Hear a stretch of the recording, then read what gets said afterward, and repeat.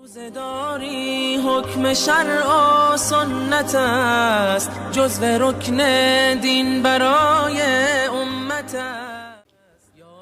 40 حدیث نبوی در فضیلت رمضان. به نام خداوند بخشنده و مهربان.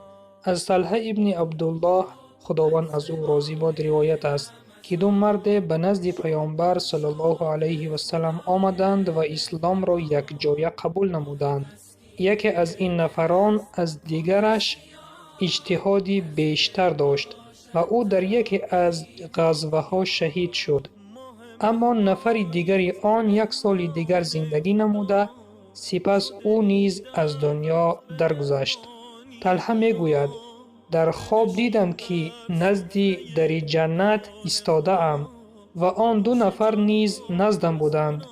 این هنگام از داخل جنت شخصی برآمد و شخصی را که آخران از دنیا گذشته بود اجازتی به جنت درآمدن داد.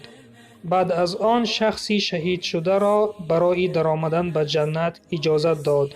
سپس آن 2 نفر به نزد من بازگشتند و گفتند برگرد، حالا وقت شما فرا نرسیده است.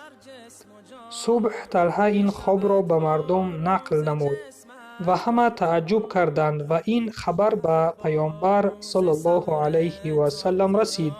پیامبر صلی الله علیه و سلم گفت از چی تعجب میکنید؟ صحابگان گفتند ای پیامبر خدا، یکی از این 2 بسیار مجتهد بود و در راه خدا شهید شد و آن نفر دیگر پیش از او داخل بهشت گشت. پیامبر صلی الله علیه و سلم گفت آیا آن نفر دوم 1 سال دیگر زنده نبود؟ گفتند آره. پیامبر صلی الله علیه و سلم گفت رمضان را دریافت و روزه گرفت؟ گفتند آره. پیامبر صلی الله علیه و سلم گفت در این سال نماز خواند و چنین و چنان سجده نمود؟ گفتند آره. پیامبر صلی الله علیه و سلم گفت پس بین این 2 بین آسمان و زمین فرق است. روایت احمد. در حدیث دیگر پیامبر صلی الله علیه و سلم فرمودند بهترین شما کسی است که عمر درازی با طاعت دارد.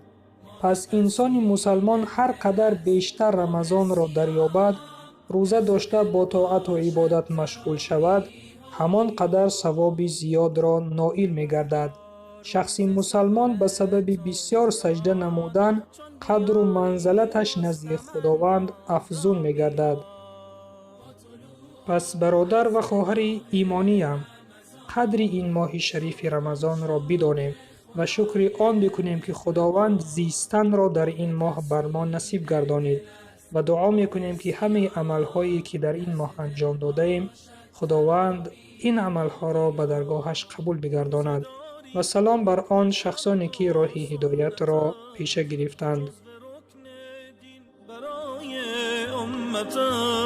11 ماه غرق بودی در گناه، فرصت است 1 ماه که برگردی به راه.